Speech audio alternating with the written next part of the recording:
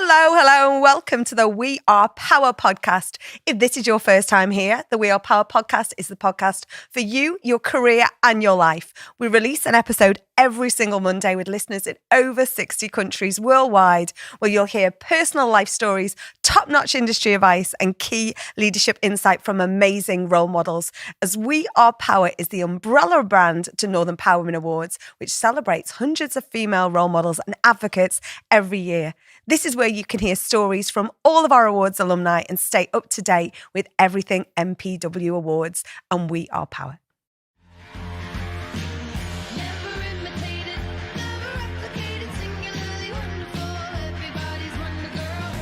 Hello and welcome to the We Are Power podcast. Today I am joined in the studio by the Bank of America Massive, over from Chester, onto the couch. Welcome Richard, welcome Amy. Thank you. Thank you for having us. Tell us about your roles, because I think sometimes you think Bank of America, you'll assume, right, there you go, you're a teller, you're sorting mortgages out, because I only hear the word bank. I'm in cybersecurity, and we run part of the CTOC for Bank of America globally. So we run a 24/7, 365 cybersecurity capability from Chester.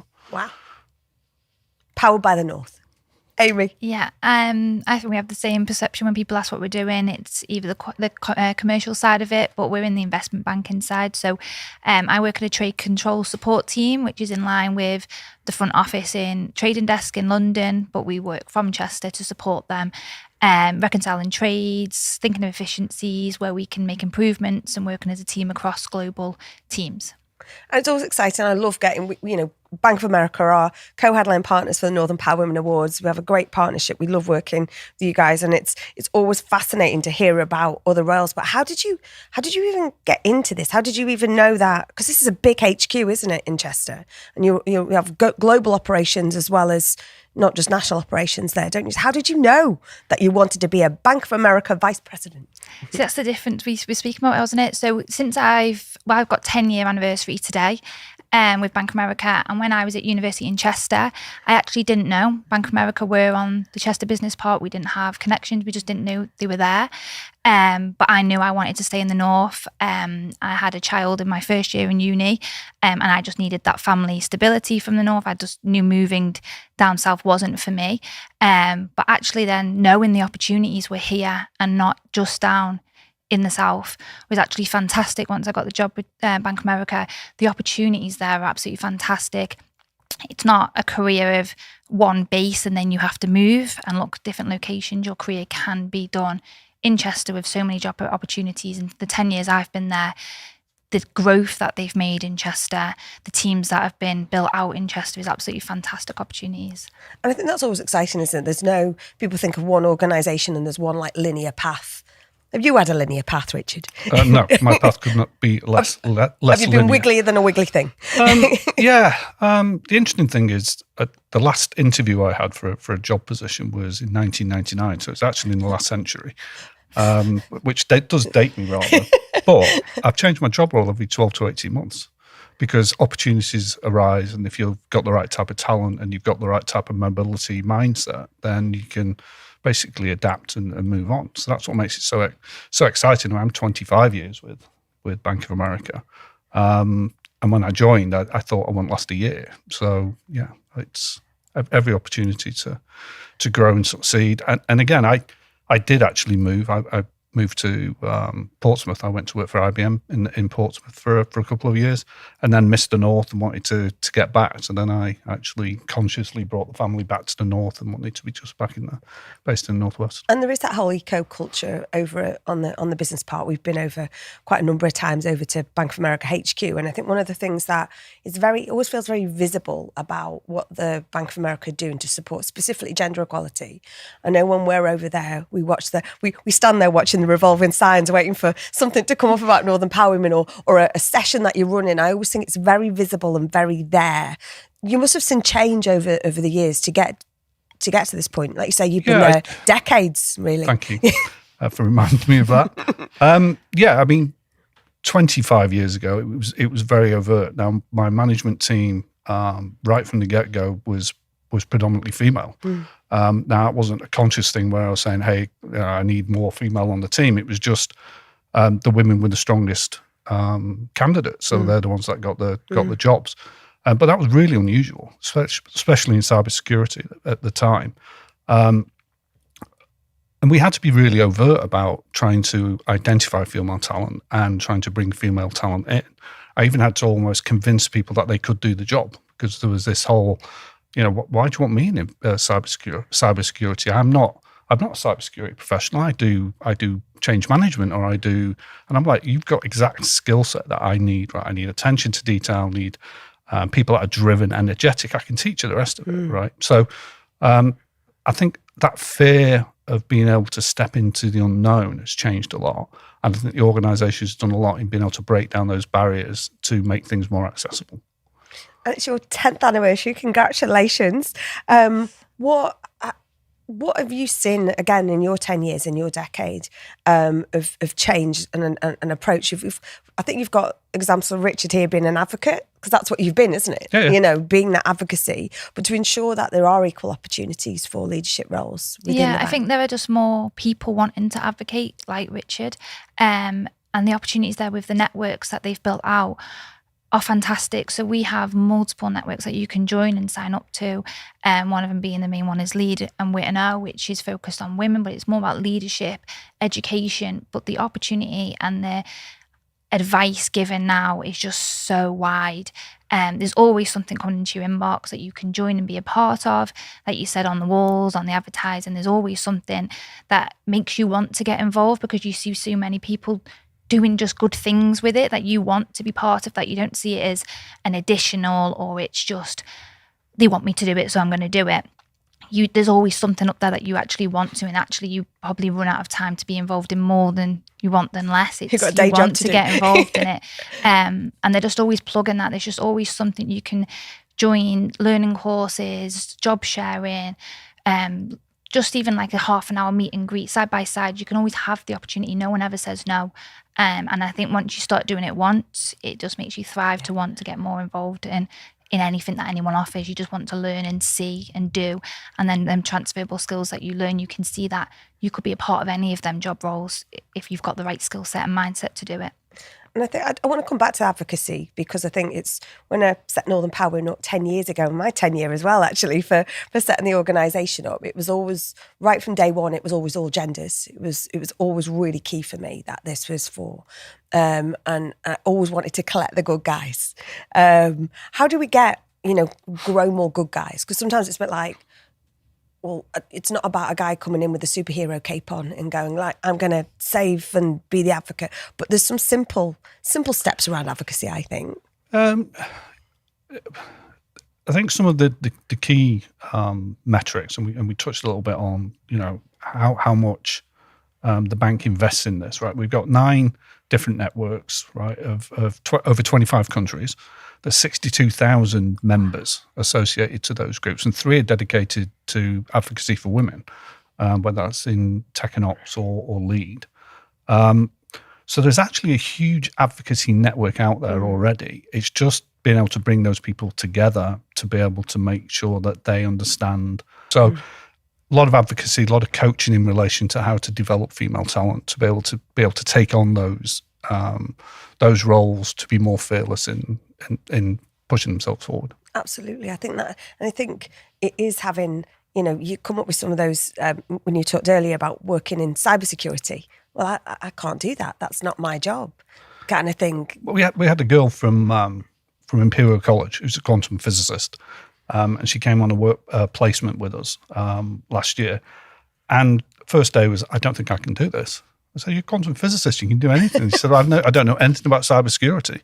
So after her 4 weeks with us, she went, you know what, I can do this job, right? And so it was just how to break down those barriers and demystify it. But even somebody who's the best of the best came in with I can't do this. I know social mobility is a massive driver and something that the bank are really passionate about as well. What are the specific campaigns or programs that Bank of America are driving that helping people from underrepresented communities? Yeah, so the main one that we both were enrolled in, weren't we, last year, is the Future Prospects, which is a 6-week base course to bring people in. Anyone can apply that as a student, and they just have that 6 weeks a full-on course of experiences, skills, sit side by side. They work together on a project, but they get to see actually what the job involves. They sit with a team for 6 weeks whilst doing the side by side, see if it's for them, but anyone can apply. It's not just the accountancy or the one who's involved in investment banking. Any career. We had someone on an art one last year who absolutely just loved what we were doing and more of the problem-based how to solve. And they've all got the opportunity to apply for any open roles at the end of it. So the opportunity is there, but it's just giving them people the opportunity to come in whilst they're doing their uni and their studies that I didn't see when I was at that stage.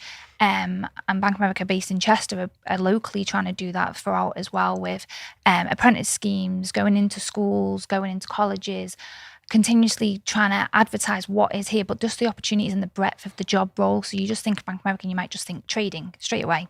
I need accountancy degree. I need to be good at maths. That's it. There's just so many roles there, that so many career paths that can lead into other career paths once you've got into the door and see what's there. I just think it's giving them that opportunity from day one when you're in school. That's been lacking in the past, and it definitely can be built on even more, is by showing them what jobs are available and not just necessarily where you think they might be in the country. You can apply, you can see what's available. And I think that's key, is it's creating the opportunity. I think it's hard, isn't it, to show on a leaflet or a careers fair what the opportunities are. You've got to be in it, haven't you, to see it? And that's what works so well about both the insight days that we do with the military and also things like the future prospects, where they get to actually experience it. So the things that they believe and perceive and have seen on television around what the job is and what they think the job is actually gets broken down because they get to experience it. And because they then experience it, they can apply themselves in it, and they can see them switching on and switching off to certain situations, going, you know what, I really like this legal side of things. I like the lawyer in me side of things rather than the hacker type of mindset, or the laws, rules and regulations, right? And how to negotiate the complexities of operating in different global markets, right? Because that is a complex space. So it's lifting the lid off it, isn't it? That, this isn't a job in finance. It's whatever. You change role every 12 to 18 months, yeah. Is that because they find you out? I like to think I stay ahead and stay contemporary. Oh, I like that. That needs to be on a T-shirt, that does. Yeah. Or I come in and out of fashion, or maybe like a pair of denim jeans or a pair of baggy trousers or something. We'll not get into fashion, shall we not? No. But I think there is that. Was it appeal to you as well, having the flexibility to be able to, not to stay, you want to be in the north, the passion to be north-based, but also to zigzag sometimes, I think, squiggle. Yeah, and it was just more learning. So I've been in the same area. I'm different, where I've moved within the same area but still staying under the same management, and that's more because I'm constantly learning. I don't think there's been a same week or same month what I'm doing, and then when I have built it out, we'll embed it into a different side of the job, but it just is never the same in where I am. And that's what I really thrive and love, is every day is different. There's an opportunity to improve time efficiencies, process improvements, technology improvements. You're involved with other teams. There's always something to be doing, and that's what I really enjoy. And I think that's what people need to find, is you find what you're good at, the skill set you're good at, and you can keep applying that to a different role or in the same role. You just thrive off what you're doing well. The other good thing about that sort of more contemporary approach is that you create an environment of curiosity where anything is possible, and you don't have the sort of environment of dead men's shoes where the only way I can progress is because Woodward's been there for 25 years. It's like, yeah, but he hasn't actually been there for 25 years. He's been around. He's done all this mobility. He's developed his career. He's done all sorts of different things, and that, I think, inspires people then to be slightly more fearless in the way that they go about things and to take on more risk. Are there jobs you've taken on the way that you've gone, oh gosh, I maybe shouldn't have done that one. I've maybe just pinball there for a little while? We had a significant business continuity outage on the second week of me being in charge of business continuity. I remember being stood on the stage in front of the media and the press, having to explain what had gone wrong. And I'm like, I can explain it all, but it now feels like it was me. But I've only been doing it. I couldn't stand there as I've only done this for 2 weeks. So I had to take full responsibility for it. But I'm like, I didn't feel great on that particular occasion. But it's what you learn, isn't it? It's what you learn from this situation. Learn fast. I definitely came out more resilient. What has been your sort of biggest learn within your roles, both within 10 years and, 200 years over here. Mine is teamwork. I think a lot of people have always assumed that you need to know it yourself. It's your own learning path. And actually, definitely the team I'm in, but it's across the bank. It's teamwork, it's collaboration, it's communication, it's discussing ideas together. I might have a vision at the end of it, but by speaking to the 3 or 4 people that also cover the same area, what else can you add? What else can we improve? So I think the biggest learning is it's not a weakness to ask for help or ask for an opinion. It's actually going to produce a better outcome is by involving your team always. Culture. Yeah. For me, it's just absolutely 100% culture. Whether it was, coaching a rugby team, being chairman of something, or I ran a rehabilitation of young offenders program once. And it's all about the culture, right? You win through culture. You can't sustain winning if you haven't got the right building blocks, the right people, the right attitude. It just falls apart. It's built on false gods. And you can't fake culture either, can you? You can't just get it out of a box and go, right, we're going to assemble this in here on this business park in Chester and everything's going to be grand. It's got to be intentional, hasn't it? It's got to be intentional. Otherwise, you get too much churn. Right, because people call you out and actually things that you want to build and sustain, right? Look at the partnerships that we have through all of our employee networks, whether that's Diwali or whether that's Chinese New Year, etc. They come back to us because they know that we're resilient, we're reliable, we're trustworthy, and we're there to help them, right? It's not self-serving, right? It's not about us, it's about us helping and putting back. And that's really important to us, right? We're trying to represent the communities which we're all part of, right? They're the ones that bank with us. And everyone has got a part to play in it. It's not just from a leadership perspective. Everyone's got to be part of that culture. So whether that's through the groups that you have, the many groups that you have, whether it's, sort of some of the communities that you're associated with, everyone's got a part to play. Because I think sometimes people think, I can't say that. I've got to put my finger on my lips because I'm not at a position that I can have a say. But you can, can't you? You can. It's important to have that voice. Their core values come down from the top. They've stayed the same. They come down, it's trust the team, realising the power of the people. And that can just be slogans, right? But then by having the opportunities for the networks, by giving us the opportunities to build it out, and they really do support any suggestions people want. But by having it follow a path, then people join, you can actually reflect back and see that it's not just a slogan written on, it's not just names and words they're using. You're actually a part of that, and they actually do believe in that because in what they offer, the opportunities they have, we've even got a lunch offered for people just to go in, network next Wednesday, and it's come into the inbox today saying, thank you very much, engagement. And it's just always them opportunities of just offering up, keep offering. And people are then always going to get involved. And once you took part in one, you want to meet new people. You just get that enjoyment of not just a 9-to-5 job. You're working with these people, you can breadth out, you can build relationships, and you're making a difference. It was taking your whole self to work. I know feels like an overused phrase at times, but I feel that's important. If the culture is there for you to go and do that, and to go and drop in at this session or come to this, a learning session or a volunteering session, it's important that, I think it's actually an underused term, right? Because I think it's used so widely that people don't really understand what it is, right? I had a mentoring session with somebody once, and he said that his next step on the management ladder was to manage people, right? And he'd been an individual contributor for a while. And I said, well, what is it that's driving that desire to manage? And he said, I want to give back.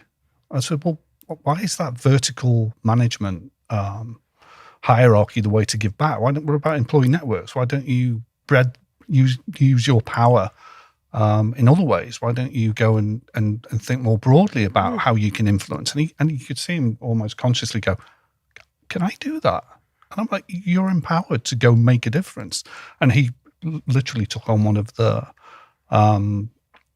lead roles in one of the networks, and is now driving all of that. And he's getting that experience of seeing the world through others' eyes and elevating other people around him from that. So there's different ways to look at that. And if you've got advocacy and people that actually genuinely believe in developing the person, then they won't just look vertically at that opportunity, they'll look more broadly around how to grow the individual. Absolutely, and it's chances to try new skills, isn't it, as well? And I think you talk about mentoring. I think you can never have enough mentors, in my view, whether it's in the business, outside the business, across departments. I feel there's always a learn. It's always been a two-way as well, that you can gain as much from your mentee as you can from your mentors. Have you benefited throughout with the organisation by mentoring or mentoring? Yeah, so there's always opportunities to get a mentor or mentee. They build out in Chester. So yeah, last year we had 42 partnerships, which they're looking to build on again. And the aim now this year is to make it more sustainable, so it not just fizzle out. You can build in exactly on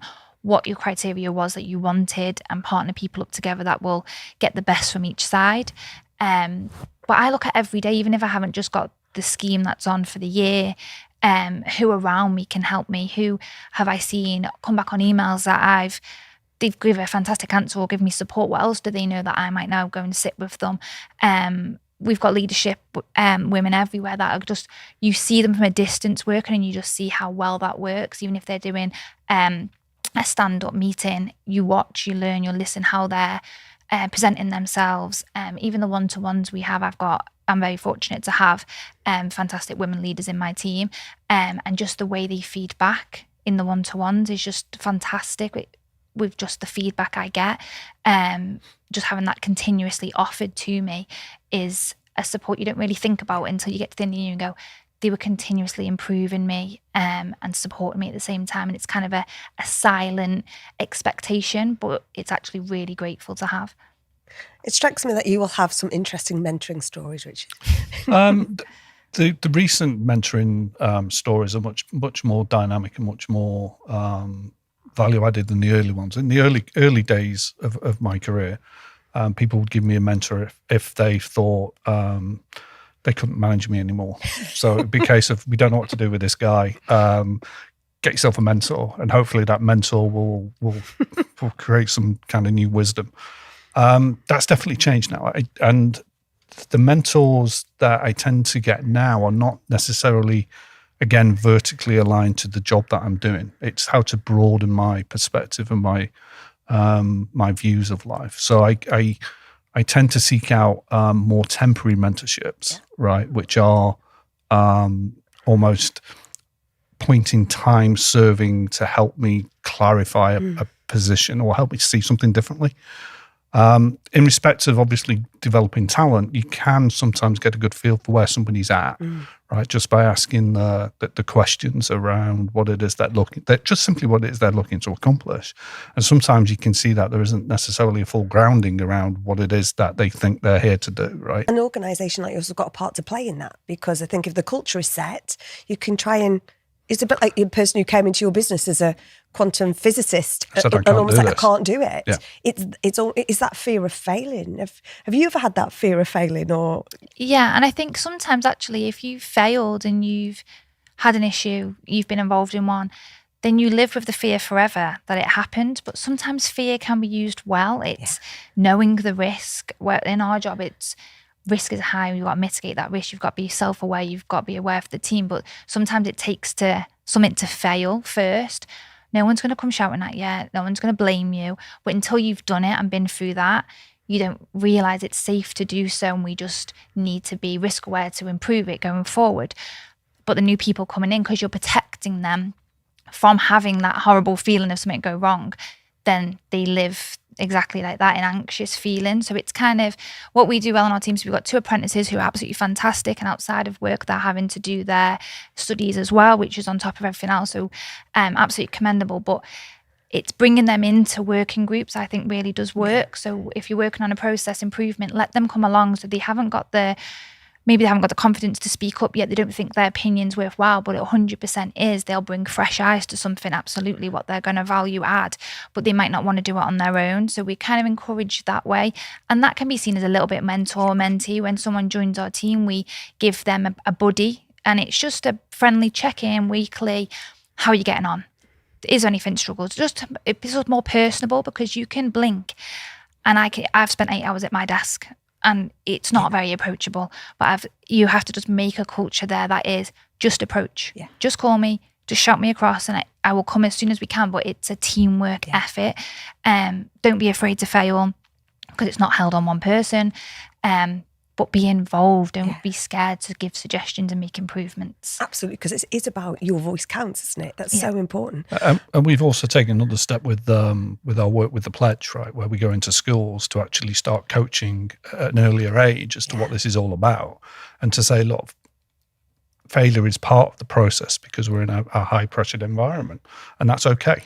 And one of the key things that we did in almost changing the narrative in the way that we deal with certainly school children and students is to send our junior talent in, and especially our female junior talent, because actually what they say resonates much more with those people that are coming through than anything that I could possibly say. It's relatability, isn't it? It is. I'm a big fan of that. Way back in the day, I was in the Royal Navy, and I had, within a couple of years, unfortunately, I lost my father, and they sent me to the careers office in Liverpool to work. And during that time, I got to go and visit the schools, still able to be in the mindset of being this young military person. But I never considered myself, but I was only 2 years ahead of people. So I was that relatability. So I think there's always your apprentices, like everyone is a role model to someone. Everyone is someone to go. Because sometimes, you could be so far off. I don't know how I could ever be a Richard, Don't know whether that's a bad thing, but it's probably like wise for most. I know travel is one of your big drivers, isn't it? That's your side hustle. Yeah. Always on Skyscanner instead of being sat on TikTok, I think is where I go with that. That's not bad. I would definitely be there on Skyscanner with you. Favourite places? I loved Milan last year. I have a love for Stockholm because my best friend lives there. So we're going there again this year for her wedding. I just love seeing new places, and I think the one thing I give my daughter is just seeing new places, seeing her face, just that memory, time together, off devices. I just don't think you can beat it, just seeing new places. You've also passed on to your daughter Bolton Wanderers, right? Yeah. Now that is just character building. That just comes with the blood, resilience. And that's resilience right there. I'm an Evertonian. I could probably go straight in with you there, right there. We could have our chat about that. Yeah. How old is your daughter and what's her name? She's turning 13 this year, Annabelle. And she's absolutely fantastic. And is a Whites fan. Yes. But there is no choice on that. There is non-negotiables in life, and that is one of them. But we just go as a family. Everyone's got a season ticket. A lot of my family are from Bolton and above, so it's just a meeting place, and we just love going. So travel and football, that's your side hustle. Authoring and? I like sport. Obviously, I've got 3 kids, but they're 22, 24 and 28. So they occupy a lot of time, like Formula One. That's an interest. And travel. I do like to travel as well. I did 30 days on the road with the bank. We went across Europe from location to location to location. That's one of the things. My most visited city on the planet is Charlotte, and then after that it's New York. And I think I've been to New York 18 times. So again, join the bank, see the world. We talked about relatable role models before. What is the one piece of advice that you would give to your maybe 13-year-old self, actually? What's the one bit of advice you'd give to your younger self? Curiosity is the thing that you've got to sustain, right? Don't think that you've got to the end. It's always something net new to learn every single day and to give back. I have 3 things that I wish I'd known when I was younger that I know now, or I think I know now. I don't want to be too arrogant. Was that lineage is important. How you're going to be, how you're perceived and how you act today is how you're going to be remembered tomorrow, right? So just think about things before you actually go diving in and start to think about the impact that you're having on other people. I think consistency of being is important. Advocacy and elevation. You've got to elevate others, right? That's the whole point of this, right? If you've got an opportunity to lift somebody else up, do it. Why wouldn't you? What about yourself, Amy? I think it's just being open to opportunities. I think I don't have the can't do, I have the can do attitude. So I went into Bank of America I was doing a short stint. I wasn't permanent role, and I just thought, well, let's go for it. I've just come straight out of uni. I need to go straight into a job. I have to go for something that is a graduate scheme linked to my career, my degree. I just wanted to get on the ground running. That's what I felt like I had to do. And since joining there, I just thought, this is fantastic. Like, don't go for it. Don't be afraid to fail. Try something new and find something you're passionate in. So it doesn't mean that you have to, if you do, they always say that thing, isn't it? Do a job you love and you haven't got to work a day. So people say that with Bank of America, you might not be able to, you think, nah, I can't find that. It's a massive corporate company, but it's actually the people you work with, the opportunities they allow you to get involved with outside of work. So I do a lot of volunteering in the local community for the Cupboard, which is based in Southport and Ellesmere Port, which is to reduce food waste while supporting people in need for it. And Bank of America completely support me, allowing me to do that. But I don't think I'd have gone for that without having the confidence behind me of where I work and what I do and what I love doing. And then having the time opportunities outside of work to keep going, well, I do something 9 to 5 that I actually really enjoy. How else can I help people? How can I give back? Because I'm actually very fortunate in the lifestyle I have. So how can I encourage and help others in the local community? And everyone can do something. Everyone can always do something. We talk about paying it forward. We talk about those 1 millimeters of difference that you read about in sport, don't you, in teams? But actually it is, sometimes you think, oh, it's not enough. I can't do that. I haven't got the skills, the expertise. But we've all got something we can pass on, haven't we, for sure? Yeah, absolutely. I think regards to volunteerism, the Chester campus itself is highly representative of the people that over 50% of the people volunteer, right? And for about 1,200 people, that's a lot. 10% are actively involved in a mentorship scheme, which is up from 45 from last year. And the only reason it isn't higher is that some of the people that had established relationships last year have sustained them and have carried them forward. And that's the thing with mentoring, isn't it? You can renegotiate and go, I'm not done with you yet. And there's still work to be done. And as you said, right, it does then start to flip, right? So that the mentor becomes the mentee becomes the mentor, right? So I can take somebody to a certain point, but then actually they start to give me back, right? They start to share with me what it is that they're experiencing. And I'm like, wow, right? Because I'd not considered that. Yeah. So yeah, it flips. Thank you so much for joining me today on the couch. Keep doing the amazing stuff that you do over there at Chester and beyond. Amy, Richard, thank you so much. And thank you for joining us. Thank you. Thank you. Subscribe on YouTube, Apple, Amazon Music, Spotify, or wherever you get your podcasts. Leave us a review or follow us on socials. We are power_net on Insta, TikTok and Twitter. Or We Are Power on LinkedIn, Facebook. And We Are _power on YouTube.